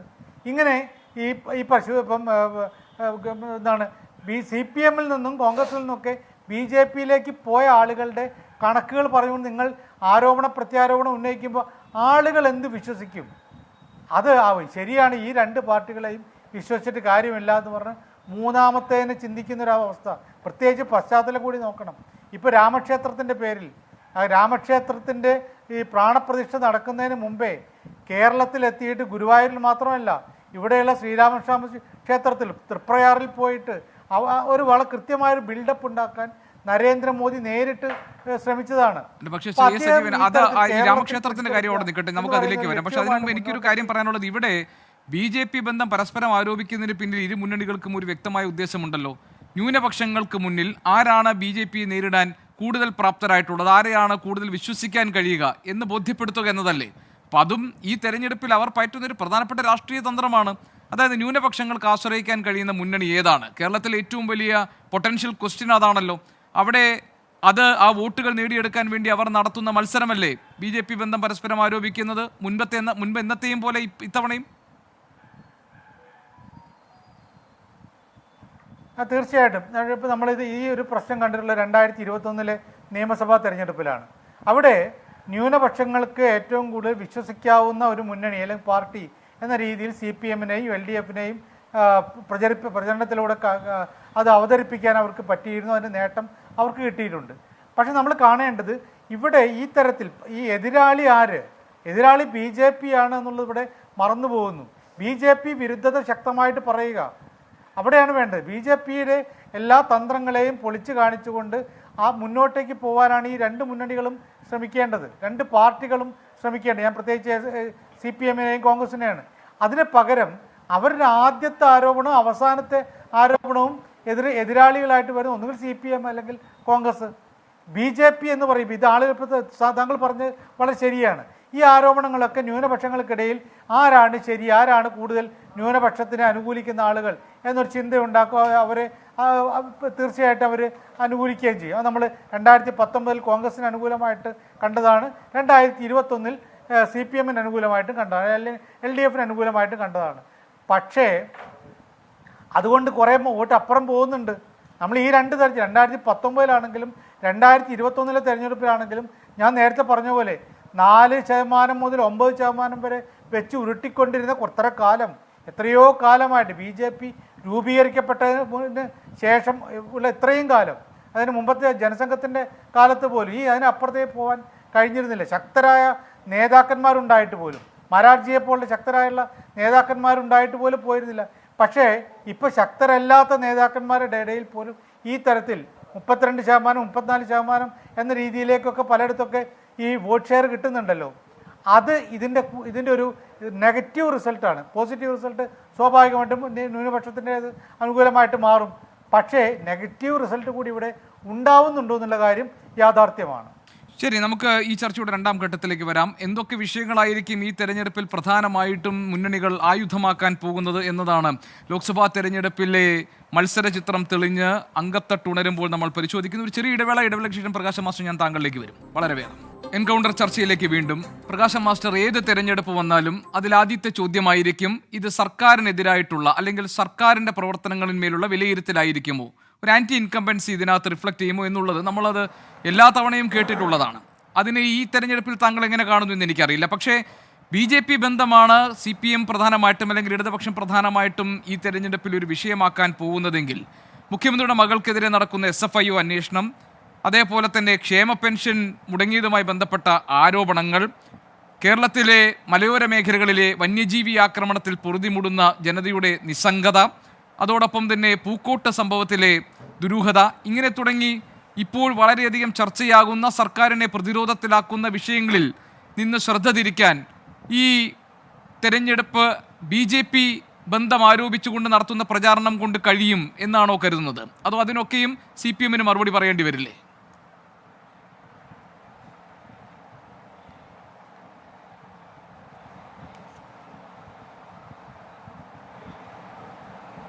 പറഞ്ഞ വിഷയത്തിലേക്ക് ഞാൻ ഒടുവിൽ വരാം. ഇതിൽ ഇപ്പോൾ കോൺഗ്രസിനെ വേണ്ടി ഇവിടെ സംസാരിച്ചുകൊണ്ടിരിക്കുന്ന നൗഷാദ് അലിയെ പോലെ സ്വന്തമായ ടോയ്ലറ്റാക്കാൻ ഞാൻ ഉദ്ദേശിക്കുന്നില്ല. ഒരു സഹ പാനലിസ്റ്റിനെ ശ്വാനൻ, വിഡ്ഢി, തെണ്ടി എന്നെല്ലാം വിളിക്കുന്ന കോൺഗ്രസിൻ്റെ സംസ്കാരം. പക്ഷേ എന്നെ തെറിവിളിച്ചത് കൊണ്ട് യാഥാർത്ഥ്യമില്ലാതാവില്ല. ഇവിടെ ഇന്ത്യ രാജ്യത്ത് കോൺഗ്രസിൻ്റെ MLA-മാരായിട്ട് ജനങ്ങൾ തിരഞ്ഞെടുത്ത 43 MLA-മാരാണ് അരുണാചൽ പ്രദേശിൽ BJP-യിലേക്ക് പോയത്. മധ്യപ്രദേശിൽ 23 പേര്, കർണാടകത്തിൽ 17 പേര്, ഗോവയിൽ 13 പേര്, പുതുച്ചേരിയിൽ 4 പേര്. ഇങ്ങനെ ഒരു പാർട്ടിയെ എങ്ങനെയാണ് ആൾക്ക് വിശ്വസിക്കാനാവുക? പിന്നെ ഇവരെല്ലാം തന്നെ ഇവിടെ കേരളത്തിൽ പോയിരിക്കുന്നത് അനിൽ ആൻ്റണിയും പത്മജിയും മാത്രമല്ലല്ലോ. ഒരു സമയമില്ലാത്തതുകൊണ്ട് ഞാൻ പേരുകളാകെ പറയുന്നില്ല. വിജയൻ തോമസ്, അനിൽ ആന്റണി, ടോം വടക്കൻ, Abdullakutty, KS Radhakrishnan, Abdul Salam, KK Narayanan, പന്തള Sudhakaran, Prathapan, VR Mohanan, Anil Pottekkatt, Raman Nair, എത്ര പേരുകൾ ഈ കഴിഞ്ഞ ചുരുക്ക സന്ദർഭങ്ങളിൽ ഈ കഴിഞ്ഞ ഒറ്റ മാസം എടുത്താൽ 32 കോൺഗ്രസ് നേതാക്കന്മാരാണ് BJPയിലേക്ക് പോയത്. അശോക് ചവാനും ബസവരാജ് പട്ടീലും അതുപോലെ മഹേന്ദ്ര സിംഗ് മാളവിയും നരൻ ഠാവിയും ഉപേന്ദ്ര സിംഗും എത്ര ആൾ എല്ലാ നേതാക്കന്മാരാണ്. സംസ്ഥാന തലത്തിൽ അറിയപ്പെടുന്ന MLAമാരും MP മാരും PCCയുടെ നേതാക്കന്മാരും അവരെല്ലാം പോയിരിക്കുന്ന ഈ കഴിഞ്ഞ ഒറ്റ മാസമാണ് 32 പേര്. ഈ കേരളത്തിലും പോയ ആളുകളുടെ പേര് ഞാൻ പറഞ്ഞല്ലോ. നിങ്ങളെ ആര് വിശ്വസിക്കാനാണ്? കോൺഗ്രസ്സുകാർക്ക് വിശ്വസിക്കാൻ വേണ്ടി കഴിയും. പിന്നെ ഇവിടെ BJPയിലേക്ക് ആളുകൾ പോകുന്നത് എന്തോ വലിയ നരേന്ദ്രമോദിയുടെ കഴിവ്, കരുത്ത്, അദ്ദേഹത്തെ പോലെ മറ്റൊരാളില്ല എന്ന് കണ്ടിട്ടാണ് എന്നെല്ലാം പറഞ്ഞാൽ അതെല്ലാം വിഡ്ഢികളേക്ക് വിശ്വസിപ്പിക്കാൻ വേണ്ടി കഴിയുള്ളൂ. ഞാൻ ചോദിക്കട്ടെ, BJP ഇന്ത്യൻ രാഷ്ട്രീയത്തിലെ സകല ധാർമ്മിക മൂല്യങ്ങളെയും ചുരമാന്തിയ ഒരു പാർട്ടിയല്ലേ? നിങ്ങൾ ആളുകളെ മാറ്റുന്നത് എങ്ങനെയാ? ഒന്നുകിൽ പേടിപ്പിച്ചിട്ട്, അല്ലെങ്കിൽ പണം കൊടുത്തിട്ട്, അല്ലാതെ ഇങ്ങനെ 43 പേരും 44 പേരും ഒക്കെ ഒന്നിച്ചു മാറുക. എന്നിട്ട് എന്തോ വലിയ നരേന്ദ്രമോദിയുടെ കരുത്ത് കണ്ടിട്ട് 52 നെഞ്ചളവ് കണ്ടിട്ട് എന്ത് BJP കണ്ടിട്ട് BJP വാതിൽ തുറന്നു വെക്കുകയല്ല, അവർ വലയിട്ട് കാത്തു നിൽക്കുകയാണ്. യഥാർത്ഥത്തിൽ ഇതുപോലെ നാണം കെട്ട ആളുകളെ വിലക്ക് വാങ്ങില്ലേ? ഇറച്ചിക്കടയിൽ പോയിട്ട് ഇറച്ചി വാങ്ങുന്ന പോലെ ഷൈലോക്കിനെ പോലെ തൂക്കി വാങ്ങുകയല്ലേ BJP എന്ന് പറയുന്ന പാർട്ടി? എന്നിട്ട് BJPക്ക് മറുപടി പറയേണ്ട കാര്യമൊന്നും ഇവിടെ കേരളത്തിലില്ല. ഒരൊറ്റ സീറ്റിലും നിലം തൊടാനാവില്ല BJP എന്നുള്ളത് ആർക്കറിയാത്തത്? കഴിഞ്ഞ തെരഞ്ഞെടുപ്പ് നമ്മളെല്ലാം കേട്ടതാണല്ലോ. ഇവിടെ മുഖ്യമന്ത്രിയുടെ ഓഫീസിന് വേണ്ടിയിട്ട് ഓഫീസ് തുറന്നിരിക്കുന്ന ആളെ BJP സ്ഥാനാർത്ഥി നമ്മൾ കണ്ടല്ലോ. ഏറ്റവും പ്രധാന നേതാവാണല്ലോ കേരളത്തെ പറഞ്ഞ് 30 സീറ്റുകൾ ഞങ്ങൾ നേടും. എന്താണ് ഉണ്ടായത് എന്നുള്ളത് നമുക്കറിയാം. ഉള്ള ഒരു സീറ്റ് MLA സീറ്റ് പോയി 15-ൽ നിന്ന് 12 വോട്ടിന് ശതമാനം കുറഞ്ഞു. പിന്നെ വിഷയങ്ങൾ യഥാർത്ഥത്തിൽ ഈ തെരഞ്ഞെടുപ്പിൽ ഉന്നയിക്കപ്പെടുന്ന വിഷയം എന്താ? ഉന്നയിക്കപ്പെടുന്ന വിഷയം ഈ രാജ്യത്തിൻ്റെ അടിസ്ഥാന രാഷ്ട്രീയ ഘടനയെ തകർക്കാനുള്ള BJP നീക്കാൻ, ഈ രാജ്യത്തിലെ പാർലമെന്റ് ജനാധിപത്യം, ഈ രാജ്യത്തിൻ്റെ ദേശീയ ഐക്യം, ഈ രാജ്യത്തിലെ ഫെഡറലിസം, ഈ രാജ്യത്തിലെ മതനിരപേക്ഷത, ഇതെല്ലാം തകർക്കാൻ BJP നിൽക്കുമ്പോൾ അവരെ അധികാരപക്ഷമാക്കുക എന്നുള്ളതാണ് മുഖ്യമായ പ്രശ്നം. അതോടൊപ്പം തന്നെ BJPയും കോൺഗ്രസും സ്വീകരിക്കുന്ന നയങ്ങൾക്ക് പകരമായിട്ട് ജനങ്ങളെ കാണുന്ന, അവരുടെ വികാരങ്ങളെ സ്വാംശീകരിക്കുന്ന, അവർക്ക് വേണ്ടിയുള്ള ബദൽ നയങ്ങൾ സ്വീകരിക്കുന്ന ഒരു ഗവൺമെൻറ്, അതാണ് ഇടതുപക്ഷ മുന്നണി ഗവൺമെൻറ്. പിന്നെ നിങ്ങൾ ഉന്നയിക്കുന്ന ആക്ഷേപം, കഴിഞ്ഞ തെരഞ്ഞെടുപ്പിന് മുമ്പ് ഇവിടെ ബിരിയാണി ചെമ്പിൽ പിന്നെ സ്വർണ്ണം ഉൾപ്പെടെ, അതുപോലെ നയതന്ത്ര ബാഗേജിലെ സ്വർണ്ണക്കടത്ത് ഉൾപ്പെടെ എന്തെന്ത് ആക്ഷേപങ്ങൾ നിങ്ങൾ ഉന്നയിച്ചു ഈ കേരളത്തിലെ മുഖ്യമന്ത്രി അപകീർത്തിപ്പെടുത്താൻ. പക്ഷേ കേരളത്തിലെ ജനങ്ങൾ നിങ്ങൾ പറഞ്ഞു ഒന്നും വിശ്വസിച്ചില്ല. ചരിത്രത്തിൽ ആദ്യമായിട്ട് ഇടതുപക്ഷ മുന്നണിക്ക് 2ാം ഊഴമുണ്ടായി. LDFന്റെ സീറ്റുകൾ വർദ്ധിച്ചു, വോട്ടിൻ്റെ ശതമാനം വർദ്ധിച്ചു. നിങ്ങളിപ്പോഴും തെരഞ്ഞെടുപ്പ് എടുക്കുമ്പോൾ കഴിഞ്ഞ കുറേ കാലമായിട്ട് കാണുന്നതാണല്ലോ, ഈ കേരളത്തിലെ ജാജ്വല്യമാനമായ നേതൃത്വമുള്ള കേരളത്തിലെ മുഖ്യമന്ത്രിയെ എങ്ങനെയെങ്കിലും തകർക്കുക. അങ്ങനെ മാത്രമേ LDFനെ തകർക്കാനാവൂ എന്ന് നിങ്ങൾക്കറിയാം. അത് ഉന്നയിക്കുന്നു നിങ്ങൾ എന്നുള്ളതല്ലാതെ അതിൽ പരം ഒരു വിലയും നിങ്ങൾ ഉന്നയിക്കുന്ന ഈ ആക്ഷേപങ്ങൾക്കൊന്നും തന്നെ നൽകപ്പെടാൻ വേണ്ടി പോകുന്നില്ല. ഇവിടെ ഇപ്പോൾ സാമ്പത്തികമായിട്ട് പ്രയാസം പറഞ്ഞു. ഞാൻ ചോദിക്കട്ടെ, സാമ്പത്തിക പ്രയാസത്തിന് അടിസ്ഥാനം എന്താണ് എന്നുള്ളത് ഏറ്റവും ഒടുവിലത്തെ സുപ്രീം കോടതി വിധിയിൽ പറഞ്ഞല്ലോ. ഇവിടെ 13,608 കോടി രൂപ കടമനുവദിക്കാൻ സുപ്രീം കോടതി വേണ്ടി വന്നില്ലേ? 18 MPമാരില്ലേ ഇവിടെ ഈ UDFന്? ഒരൊറ്റ MP ഒരു വാക്ക് ഇതിനനുകൂലമായിട്ട് ഇവിടെ സംസാരിച്ചോ ലോകസഭയിൽ? ഈ കേരളം ഉന്നയിക്കുന്ന എന്തെങ്കിലും വിഷയങ്ങളുടെ മേലെ അവരുണ്ടോ? ഈ രാജ്യമായി കുട്ടിച്ചോറാക്കാൻ വേണ്ടി ശ്രമിച്ചുകൊണ്ടിരിക്കുന്ന, ന്യൂനപക്ഷങ്ങളെ വേട്ടയാടുന്ന, അവർ ഈ രാജ്യത്തെ 2ാം പൗരന്മാരാക്കുന്ന ഒരു മതനിരപേക്ഷ ഗവൺമെൻറ് ഒരു കാരണവശാലും ചെയ്തുകൂടാത്ത ഒരു മതത്തിൻ്റെ ആരാധനാലയത്തെ തന്നെ രാഷ്ട്രീയ വോട്ടിന് വേണ്ടി ഉപയോഗിക്കുന്ന നിർലജ്ജമായ നീക്കമുണ്ടായപ്പോൾ ഇവിടെ എന്താ കോൺഗ്രസ് ചെയ്തത്? അവർക്ക് ഈ കാര്യം സംബന്ധിച്ച് മിണ്ടാൻ വേണ്ടി കഴിയുന്നുണ്ടോ? ഒരൊറ്റ MP ആ കാര്യം സംബന്ധിച്ച് സംസാരിച്ചോ? ഇവിടെ അയോധ്യയിലെ പ്രാണപ്രതിഷ്ഠയിൽ പങ്കെടുക്കേണ്ടതുണ്ടോ എന്ന് പരിശോധിക്കാൻ 3 ആഴ്ചക്കാലം ഹിമാചൽ പ്രദേശിലെ മന്ത്രി അവിടെ പങ്കെടുക്കുന്നു, അവിടെ അവധി കൊടുക്കുന്നു. ഞങ്ങൾ ഈ മുഴുവൻ ശ്രീരാമക്ഷേത്രങ്ങളെയും 10 കോടി വെച്ച് നവീകരിക്കുന്നു പറഞ്ഞ ആരാ? തെലുങ്കാനയിലെ കോൺഗ്രസ് മുഖ്യമന്ത്രിയാണ്. നാണക്കേടെ നിന്റെ പേരോ കോൺഗ്രസ് എന്ന് ചോദിക്കാൻ പാകത്തിൽ ഇതുപോലെ നാണം കെട്ടൊരവസ്ഥ കോൺഗ്രസ് ഒരിക്കലും ഉണ്ടായിട്ടില്ല. അവർക്ക് അഭിമാനിക്കാൻ വേണ്ടി കഴിഞ്ഞൊരു കാര്യമുണ്ടായിരുന്നു. കേരളത്തിൽ ഞങ്ങൾ ഒറ്റക്കെട്ടാണ്, കേരളത്തിൽ ആരെയും BJP കിട്ടില്ല. ഇപ്പം എന്താ കാണാൻ കഴിയുന്നത്? ഇവിടെ മരിച്ചവൻ്റെ ശരീരത്തിൽ നിന്ന് പേനിറങ്ങി പോകുന്ന പോലെ കോൺഗ്രസിൻ്റെ നിരവധി ആളുകൾ ഓരോ ദിവസം ഇറങ്ങി പോവാണല്ലോ. ഇവിടെ നിങ്ങൾ കാണാൻ വേണ്ടി നേരത്തെ മുഖ്യമന്ത്രി പറഞ്ഞു കേരളത്തിൽ വിലപേശലാണ് നടക്കുന്നത്. കോൺഗ്രസ്സുകാരുടെ ഭാഗത്തുനിന്ന് വിലയുറപ്പിച്ചവരുണ്ട്, ഇവിടെ BJPക്കാരുമായിട്ട് വില ഉറപ്പിച്ചവരുണ്ട്. അവർക്ക് വേറെ ഒന്നുമില്ല, നഷ്ടപ്പെടാനൊന്നുമില്ലല്ലോ. പങ്കളില്ലാത്തവന് മരുമക്കളെ കുതിക്കേണ്ട കാര്യമില്ല എന്ന് പറഞ്ഞ പോലെ രാഷ്ട്രീയ സ്വാധീനം ഇല്ലാത്തവർക്ക് ഒന്നും നഷ്ടപ്പെടാനൊന്നുമില്ല. അതുകൊണ്ട് ആളുകളെ ഇങ്ങനെ വലവീശി പിടിക്കുക, വേട്ടയാടി പിടിക്കുക, ED അയച്ച് പേടിപ്പിച്ച് പിടിക്കുക, CBI അയച്ച് പിടിക്കുക, ഇതല്ലേ BJP ചെയ്യുന്നത്? അവർ രാഷ്ട്രീയ പാർട്ടിയാണോ? അവർ കച്ചവടക്കാരല്ലേ? ആ കച്ചവടത്തിന് വേണ്ടിയിട്ട് ഇവിടെ കോൺഗ്രസ്സുകാർ അവരുടെ ആഫീസ് തുറന്നു വെച്ചിരിക്കുന്നു. MLA മാർ വിൽപ്പനക്ക്, MP മാർ വിൽപ്പനക്ക്, PCC അധ്യക്ഷന്മാർ വിൽപ്പനക്ക്. അതല്ലേ ഇന്ത്യയിൽ കണ്ടുകൊണ്ടിരിക്കുന്ന നില. ഇത്രമാത്രം നാണം കെട്ടൊരു അവസ്ഥയിൽ എപ്പോഴെങ്കിലും കോൺഗ്രസ് എത്തിയിട്ടുണ്ടോ? ഈ കേരളത്തിൽ കോൺഗ്രസ് എപ്പോഴെങ്കിലും എത്തിയിട്ടുണ്ടോ? നാണമില്ലാതെ. ശരി ശരി ശരി നൗഷാദ് അലി, അപ്പോൾ ഈ ന്യൂനപക്ഷ വോട്ടുകളെയാണ് ലക്ഷ്യം വെക്കുന്നതെങ്കിൽ, പക്ഷെ ഞാൻ വരാം, ന്യൂനപക്ഷ വോട്ടുകളിലാണ് ലക്ഷ്യം വെക്കുന്നതെങ്കിൽ സ്വാഭാവികമായും ഇടതു മുന്നണി ഫലസ്തീൻ വിഷയം മുന്നോട്ട് കൊണ്ടുവരും, മണിപ്പൂർ വിഷയം കൊണ്ടുവരും, കോൺഗ്രസിന്റെ മൃദു ഹിന്ദുത്വ നിലപാടാണെന്ന വിമർശനം ഉന്നയിക്കപ്പെടും. അവിടെയാണ് ശ്രീരാമക്ഷേത്രത്തിന്റെ കാര്യത്തിൽ നിലപാട് സ്വീകരിക്കാൻ കോൺഗ്രസ് വൈകി എന്ന ആക്ഷേപം ഇവിടെ ഇപ്പോൾ പ്രകാശൻ മാസ്റ്റർ ഈ ചർച്ചയിലും ഉന്നയിച്ചത്. അത് മാത്രമായിരിക്കില്ല, ഇപ്പോൾ മുഖ്യമന്ത്രിയുടെ തന്നെ പരാമർശങ്ങൾ, ഇപ്പോൾ ശശി തരൂരിനെതിരെ ഇസ്രയേൽ അനുകൂല നിലപാടെടുത്തു ശശി തരൂർ എന്ന ആക്ഷേപം നേരിടേണ്ടി വരുന്നത്. അപ്പോൾ ന്യൂനപക്ഷ വോട്ടുകൾ ലക്ഷ്യം വെച്ചുകൊണ്ട് ഇടതുമുന്നണി നീങ്ങുമ്പോൾ അവിടെ കോൺഗ്രസിന് മേൽ പ്രഹരമേൽപ്പിക്കാൻ സാധ്യതയുള്ള തരത്തിൽ അവർ മുന്നോട്ട് വയ്ക്കാൻ പോകുന്ന ആക്ഷേപങ്ങൾ കോൺഗ്രസിന് കേരളത്തിലൊരു മൃദു ഹിന്ദുത്വ നിലപാടുണ്ട് എന്നതായിരിക്കും. അതിനെയും കോൺഗ്രസിന് നേരിടേണ്ടി വരും.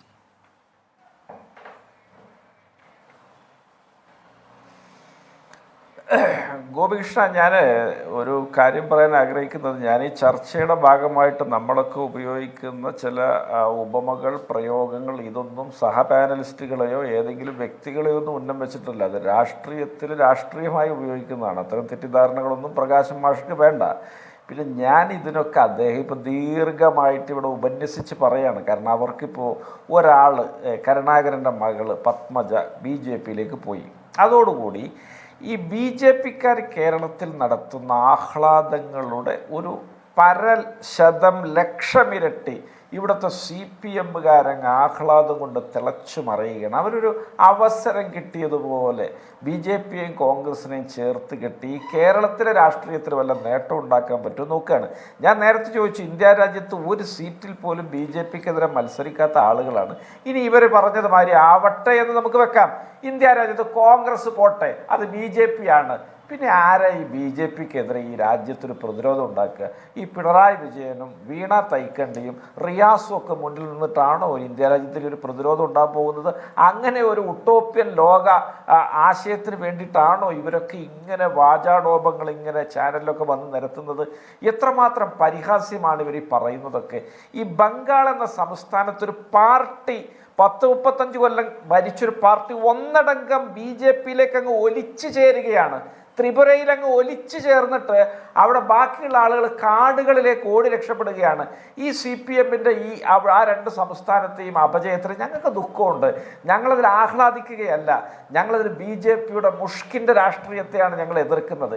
ഇവിടെ ഇവർക്ക് കേരളത്തിലെ 4 സീറ്റും 4 വോട്ടും അതിനുവേണ്ടി ഇവരെന്തും ചെയ്യും. ഇവർ നിയമസഭ വരുമ്പോൾ പറയും, ഈ നിയമസഭയിൽ UDF വന്നാൽ കുഞ്ഞാലിക്കുട്ടിയും കുഞ്ഞുമാണിയും കുഞ്ഞുഞ്ഞും വരുമെന്ന്. 2021 ആയപ്പോൾ പറയും ഹസ്സനും അമീറും കുഞ്ഞാലിക്കുട്ടിയും വരുമെന്ന്. കാരണം അവിടെ അവർക്ക് ഭൂരിപക്ഷ വർഗീയതയാണ് അവർ ലക്ഷ്യം വെക്കുന്നത്. ലോക്സഭ വരുമ്പോൾ നേരെ പ്ലേറ്റ് മാറ്റും. ഇവർക്ക് ന്യൂനപക്ഷ വർഗീയതയാണ് അവരുടെ ലക്ഷ്യം. ഇത്തരത്തിൽ വർഗീയതയെ മാറി മാറി പുണർന്നുകൊണ്ട് സംഘപരിവാറിനെ നാണിപ്പിക്കുന്ന തരത്തിൽ കേരളത്തിൽ രാഷ്ട്രീയ പിത്തലാട്ടമാടുന്ന ഒരു പാർട്ടിയാണ് CPM. അവരടുത്ത നിയമസഭ വരുമ്പോൾ ഈ പ്ലേറ്റ് വീണ്ടും തിരിച്ചിടും. അവർ ചിലപ്പോൾ ലീഗിനെ നോക്കി കടാക്ഷിക്കും.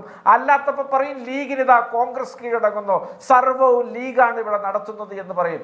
ഇത്തരത്തിലൊക്കെ നിലപാടില്ലാത്ത CPMനെ വളരെ കൃത്യമായിട്ട് കേരളത്തിലെ ജനങ്ങൾ വിലയിരുത്തിയിട്ടുണ്ട്. അതുകൊണ്ട് പ്രകാശൻ മാഷ് ഇവിടെ വന്ന് കൂടുതൽ അധ്വാനിച്ച് കഷ്ടപ്പെട്ട് വിയർത്തിട്ടൊന്നും ഒരു കാര്യവുമില്ല എന്ന് ഞാൻ അടിവരയിട്ട് പറയാൻ ആഗ്രഹിക്കുകയാണ്. പിന്നെ ഗോപികൃഷ്ണ, ഇവിടെ നമ്മളെ സംബന്ധിച്ചിടത്തോളം ഈ തെരഞ്ഞെടുപ്പിൽ ഈ സംസ്ഥാന സർക്കാരിൽ നിങ്ങൾ നോക്കുക, 5 മാസം 6 മാസമായിട്ട് ഈ പെൻഷൻ കിട്ടാനായിട്ട് മുടിവെട്ടാത്ത, വസ്ത്രം മേടിക്കാത്ത, മരുന്ന് മേടിക്കാത്ത, അവശ്യ വസ്തുക്കൾ വാങ്ങാൻ പുറത്തിറങ്ങാതെ വീടിനകത്ത് കഴിയുന്ന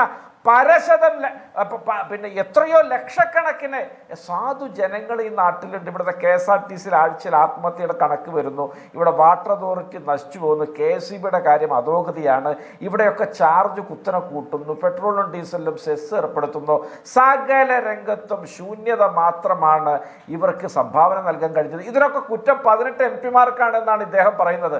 അപ്പോൾ ഈ കേരളം തുടർഭരണം നടത്തി മുന്നോട്ട് പോകുന്നവർക്ക് യാതൊരു തരത്തിലുള്ള ഉത്തരവാദിത്വം മാധ്യമങ്ങളും ഇല്ല എന്നൊക്കെ ന്യായീകരിക്കാൻ ഇവർ കാട്ടുന്ന ധൈര്യമൊക്കെ നമ്മെ അമ്പരപ്പിക്കുകയാണ്.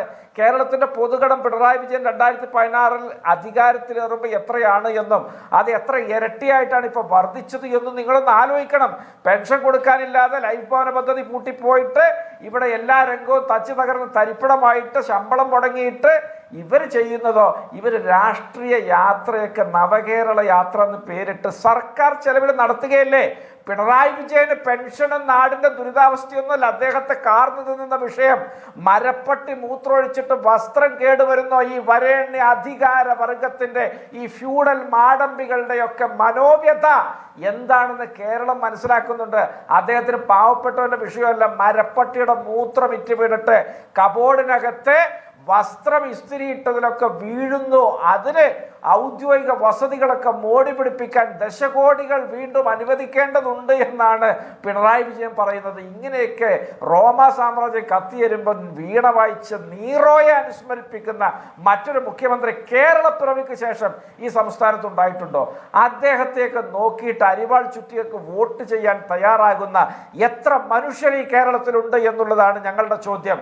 ആ വലിയ ചോദ്യം നൽകുന്ന ആത്മവിശ്വാസമാണ് 20 സീറ്റും ജയിക്കുമെന്ന ഞങ്ങളുടെ വലിയ ബോധ്യത്തിന്റെ അടിസ്ഥാനം കാതൽ എന്ന് പറയാൻ ഗോപികൃഷ്ണ ഞാൻ ആഗ്രഹിക്കുകയാണ്. ഇവിടെ ഒരു കാരണവശാലും ഈ പറഞ്ഞ CPM-ന്റെ ഈ പുതിയ നരേഷനൊന്നും ഈ കേരളത്തിൽ ഒരു കാരണവശാലും ക്ലച്ച് പിടിക്കാൻ പോകുന്നില്ല. സിദ്ധാർത്ഥന്റെ മരണവും ആ മരണം അട്ടിമറിക്കാൻ വേണ്ടി CPM കാണിക്കുന്ന ഈ ജാഗ്രതയും ഒക്കെ അത് മാത്രം പോരെ ഈ നാട്ടിലെ അമ്മമാരുടെ വോട്ട് CPM-നെതിരായിട്ട് വീഴാൻ എന്തൊരു സംസ്ഥാനം ഇപ്പോൾ നേരിടുന്ന സാമ്പത്തിക പ്രതിസന്ധി ആണ് യഥാർത്ഥത്തിൽ ക്ഷേമ പെൻഷനുകൾ മുടങ്ങാനുള്ള കാരണമായി സംസ്ഥാന സർക്കാർ പറയുമ്പോൾ അതിന്റെ പ്രധാനപ്പെട്ട പ്രതിസ്ഥാനത്ത് നിർത്തുന്നത് കേന്ദ്ര സർക്കാരിനെയാണ്.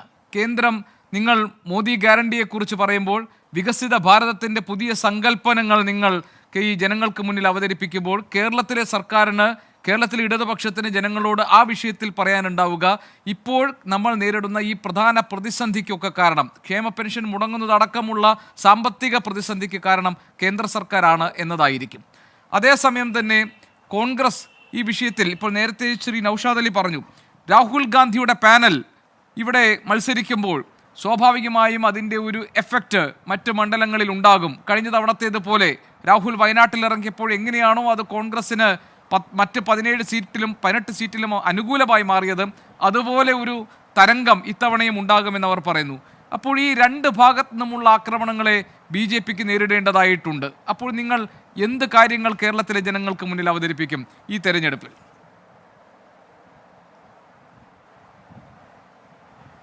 അപ്പോൾ ഞാൻ രണ്ടാമത്തെ ചോദ്യത്തിൽ നിന്ന് തുടങ്ങാം. 2019 രാഹുൽ ഗാന്ധി വയനാട്ടിൽ മത്സരിക്കാൻ വന്നത് ഏത് സാഹചര്യത്തിലാണെന്ന് നമുക്കൊക്കെ അറിയാം. അമേത്തിയിൽ അദ്ദേഹം തോക്കുമെന്ന് ബോധ്യമുണ്ടായിരുന്നു.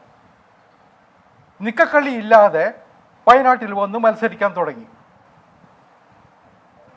അന്ന് കേരളത്തിൽ മാത്രമല്ല രാജ്യമെമ്പാടും കോൺഗ്രസ്സുകാർ നടത്തിയ ഒരു വലിയ പ്രചാരണമുണ്ട്, ഇത്തവണ രാഹുൽ ഗാന്ധി പ്രധാനമന്ത്രിയാകും. ആ വാദം കേരളത്തിൽ പോലും CPM-ന്റെ നേതാക്കന്മാരെ ഏറ്റുപിടിച്ചു. സീതാറാം യെച്ചൂരിയെ പോലുള്ളവർ നാട് മുഴുവൻ നടന്ന് പ്രസംഗിച്ചു അടുത്ത പ്രധാനമന്ത്രി രാഹുൽ ഗാന്ധിയാണെന്ന്. അതിൻ്റെ ദുരന്തമാണ് കേരളത്തിൽ 2019 ഇടതുപക്ഷ മുന്നണി അനുഭവിച്ചത്. 19 സീറ്റിൽ UDF ജയിച്ചു. കേരളത്തിലെ ജനങ്ങൾ മിഥ്യാബോധത്തോടു കൂടി നരേന്ദ്രമോദി എന്ന് പറയുന്നത് 2014 ഏക ഒരു വൺ ടൈം വണ്ടറാണ് എന്ന് വിചാരിച്ചു. 2019 കഴിഞ്ഞ് 2024 എത്തുമ്പോൾ സാമാന്യ ബോധമുള്ളവർക്ക് അറിയാം ഈ കോൺഗ്രസ് ഇനി എവിടെയും എത്താൻ പോകുന്നില്ല എന്ന്. ഞാൻ നേരത്തെ സൂചിപ്പിച്ചല്ലോ, അടുത്ത കാലത്ത് ഏറ്റവും ഒടുവിൽ വന്ന പ്രീപോൾ സർവേയിൽ കോൺഗ്രസിന് കിട്ടുമെന്ന് പറയുന്നത് 37 സീറ്റാണ്. അത് തന്നെ കിട്ടുമോ എന്ന് കണ്ടറിയണം. അതാണ് കോൺഗ്രസിൻ്റെ ദുരവസ്ഥ. അങ്ങനെ ഒരു പാർട്ടിക്ക് വേണ്ടി വോട്ട് ചെയ്യാൻ, അവർക്ക് വോട്ട് ചെയ്താൽ ഇന്ത്യയിലെ ഭരണത്തിൽ എന്തെങ്കിലും മാറ്റമുണ്ടാകുമെന്ന് തെറ്റിദ്ധരിക്കാൻ കേരളത്തിലെ സാക്ഷരരായ സമ്മതിദായകർ തയ്യാറാകുമോ? എനിക്ക് തോന്നണില്ല. അതുകൊണ്ട് ഇത്തവണ ഈ നൗഷാദ് അലിയുടെയൊക്കെ പ്രതീക്ഷകളുണ്ടാവും. പക്ഷെ ഇത്തവണ കോൺഗ്രസിന് കേരളത്തിൽ നിന്ന് എത്ര സീറ്റ് ജയിക്കാൻ പറ്റും എന്നതിനെക്കുറിച്ചുള്ള ധാരണ കേരളത്തിലെ ജനങ്ങൾക്കുണ്ട്. അവർ ജയിച്ചിട്ടൊരു കാര്യവുമില്ലെന്നുള്ളത് എല്ലാവർക്കും അറിയാം. കഴിഞ്ഞ 5 വർഷം നമ്മളൊരു കാര്യം കൂടി ഓർക്കണം. പ്രധാനമന്ത്രി ഏറ്റവും ഒടുവിൽ പാർലമെന്റിലെ ചർച്ചക്കിടയിൽ കോൺഗ്രസ്സുകാരോട് പറഞ്ഞ ഒരു കാര്യമുണ്ട്. ചെറുപ്പക്കാരായ 19 MP അവിടെ കോൺഗ്രസിന്റെ ബെഞ്ചിൽ. 5 വർഷം നിങ്ങൾ നശിപ്പിച്ചു. അവർക്ക് പാർലമെന്റിൽ പെർഫോം ചെയ്യാനുള്ള അവസരം പോലും ഈ നേതൃത്വം നിഷേധിച്ചു. കുക്കുവിളിയും തമ്മിലടിയും വഴക്കുണ്ടാക്കലും മാത്രമായിരുന്നു അവരുടെ പണി. പ്രധാനമന്ത്രി പാർലമെന്റിൽ പറഞ്ഞതാ. ആ ഒരു അവസ്ഥ കോൺഗ്രസ്സുകാർക്ക് വന്നിട്ടുണ്ട്. ഒരു കാരണവും ഒരു സംശയവും വേണ്ട, കേരളത്തിൽ നിന്ന് ഇവരിനി ജയിക്കാൻ പോകുന്നില്ല. മാർക്സിസ്റ്റുകാരുടെ കാര്യം അതും കൂടി പറയണമല്ലോ. ഇവരിപ്പോൾ കോൺഗ്രസ്സുകാർക്കെതിരായിട്ട് അലമുറയിട്ട് കരയുന്നുണ്ട്. കളിയിക്കവള കഴിഞ്ഞ പ്രകാശം മാഷിയെ നിങ്ങൾ ആരുടെ കൂടിയാ? നിങ്ങൾ മുസ്ലിം ലീഗിന്റെ കൂടിയാണ്, കോൺഗ്രസിന്റെ കൂടിയാ. സോണിയാഗാന്ധിയുടെ ഫോട്ടോ വെച്ചിട്ടാണ് കഴിഞ്ഞ തവണ 2 പേരെ നിങ്ങൾ ജയിപ്പിച്ചത്, DMKയുടെ കാശും മേടിച്ചിട്ട്. ഇത്തവണയും നിങ്ങൾ അതൊക്കെ തന്നെയാണ് ചെയ്യാൻ പോകുന്നത്. സഖ്യം ഉണ്ടാക്കിയല്ലോ തമിഴ്നാട്ടിൽ. ബംഗാളിലും ത്രിപുരയിലും നിങ്ങൾ നൗഷാദ് അലിയുടെ പാർട്ടിയുമായിട്ട് ചേർന്നല്ലേ മത്സരിച്ചേ? എന്നിട്ട് തോറ്റ് തുന്നം പാടിയില്ലേ? എന്നിട്ട് കേരളത്തിൽ വന്നിട്ട് കോൺഗ്രസിനെതിരായിട്ട് നിലവിളിക്കുകയാണോ നിങ്ങൾ? ഇതൊക്കെ തിരിച്ചറിയാനുള്ള ബോധ്യം കേരളത്തിലെ ജനങ്ങൾക്കുണ്ട്.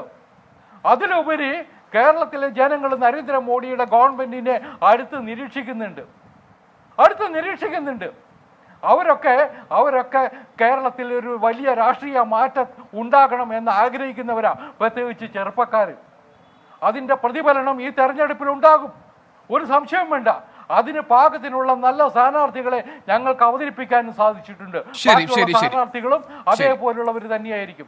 ശരി, ഞാൻ അപ്പോൾ ഒരു ചെറിയ ഇടവേള എടുക്കുകയാണ്. ഞാൻ ഇനി വരാനുള്ളത് ശ്രീ എ. സജീവനിലേക്കാണ്. ഈ ചർച്ച അവസാനിപ്പിക്കുമ്പോൾ അദ്ദേഹം ഈ സാഹചര്യങ്ങൾ എങ്ങനെ നിരീക്ഷിക്കുന്നു നമുക്ക് നോക്കാം. വളരെ ചെറിയൊരു ഇടവേളയ്ക്ക് ശേഷം തിരികെ വരും. എൻകൗണ്ടർ സജീവൻ സാർ, ചർച്ച അവസാനിപ്പിക്കാനുള്ള സമയമായി. ഈ ചർച്ചയിൽ നിന്ന് സ്വാഭാവികമായും ഈ കേരളത്തിലെ ജനങ്ങൾ ഇപ്പോൾ BJP അകറ്റി നിർത്താനുള്ള ഒരു ജനവിധി ഉണ്ടാകണം എന്ന് ഈ കേരളത്തിൻ്റെ അതിർത്തി കടക്കുമ്പോൾ ഒരുമിച്ച് നിൽക്കുന്ന ഇരു മുന്നണികളും ആഗ്രഹിക്കുന്നുണ്ട് എന്ന് ഇപ്പോൾ ശ്രീ KVS ഹരിദാസിന്റെ വാക്കുകളിൽ കണ്ടു. എങ്ങനെയായിരിക്കും ജനം ഈ രാഷ്ട്രീയ വിഷയത്തെ കേരളത്തിലെ ജനങ്ങൾ മനസ്സിലാക്കുക? അവരെങ്ങനെയായിരിക്കും അതിനോട് പ്രതികരിക്കുക?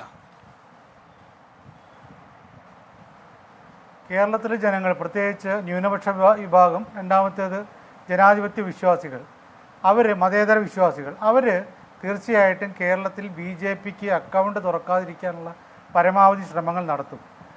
അവർക്ക് ഏറ്റവും കൂടുതൽ അവിടെയാണ് ബോധ്യപ്പെടുത്തേണ്ട പ്രധാനപ്പെട്ട കാര്യം. 2024 തെരഞ്ഞെടുപ്പിന് ശേഷം ഉണ്ടാകാൻ സാധ്യത 5 വർഷക്കാലത്തിനിടയിൽ ഉണ്ടാകാൻ സാധ്യതയുള്ള പ്രധാനപ്പെട്ട കുറേ പ്രശ്നങ്ങളുണ്ട്. രാമജന്മഭൂമി പ്രശ്നം കഴിഞ്ഞു, അത് രാമക്ഷേത്രം ഉണ്ടായിക്കഴിഞ്ഞു. ഇനി ഗ്യാൻവാബി പ്രശ്നമുണ്ട്, മധുരയിലെ ക്ഷേത്രം ഇതുമായി ബന്ധപ്പെട്ട പ്രശ്നമുണ്ട്, ഏക സിവിൽ കോഡുമായി ബന്ധപ്പെട്ട പ്രശ്നമുണ്ട്, ഈ പൗരത്വ നിയമ ഭേദഗതിയുമായി ബന്ധപ്പെട്ട പ്രശ്നങ്ങളുണ്ട്.